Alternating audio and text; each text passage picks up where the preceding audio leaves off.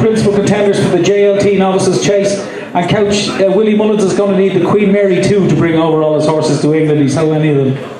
Yeah, Felix Younger's an interesting creature. Start he was running in the Arkle, then he wasn't. I think he definitely is better on better ground. He also think that's pretty certain. He was second at Simmonsig in the Neptune a few years ago, but he'd have finished third because Cotton Mill ran out of the second last, just completely swerved the fence. He got beat a long way in that race. Bukoval's an interesting horse, jumped like Vanessa Phelps at Warwick, but was much better next time out of Newbury in a small field. He's an interesting beast. But also like in this race is Oscar Whiskey. As Davey was saying earlier, the best horse in the race is Oscar Whiskey. He's finished third in the Champion Hurdle. He's won 2 Grade 1s over 2.5 miles at Aintree.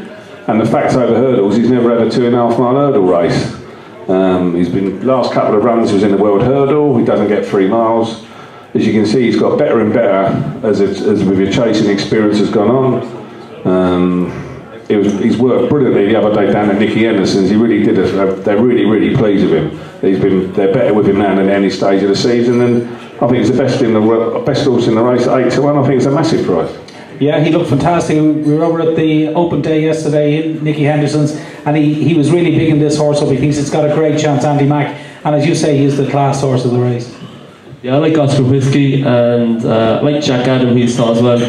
Be worried a bit about Jack Adam. He's a 5-year-old, but the horse that was second to him there did come out and win well in May since, so that form is standing up. Felix Younger has been a bit disappointing since, he looked brilliant earlier in the season, and getting well beaten in Limerick and Leopardstown since casts a bit of a shadow over him. I think he might be a bit short at 11-2 because of the 2 of those defeats. Okay, thanks Andy. Davey, what's your view on the race? Is there anything outside of the obvious that you heard about in this race that might have a squeak? Nothing really, only just interested with what to do with Taquin the Sun. Is he going for a handicap, or is he going for the RSA, or where is he going? For me, he was a very good novice hurdler that looked like he was going to make a better chaser, and he seems to have taken to it well. I thought maybe he would be pushing towards the RSA for the extra distance, but if he runs in this, he's definitely a player.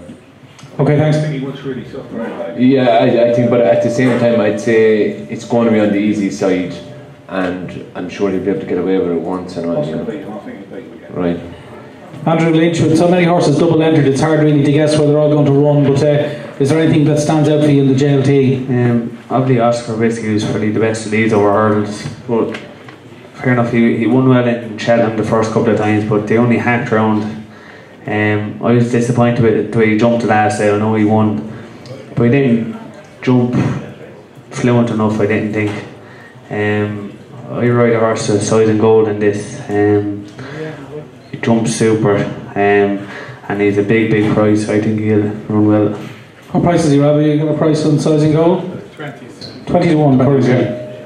Brian Flanagan, have you done much study on the JLT? I have to confess I haven't. Well, I mean, it's just like it all marries into each other. I think Jack Adam is definitely one of Mullins' best novice chasers. Now, I don't know what he's going to do with him. He's only 5. There was talk the other night that he mightn't even go, but if he does go, and he does go for this race, I think he has a great chance, because the form of all his races is working out very well. As Andrew said, Maloney or Bright New Dawn, who he beat in Leopardstown, come out and actually smashed Maloney in Navan. And he's only a 5-year-old. I'd say he could be anything, this horse. He looks very good, and I'll be very interested to see if he goes to Cheltenham and what race he ends up in. And whatever race he ends up in, I'll definitely be backing him anyway. Okay, thanks Brian. Okay, we're going to move on.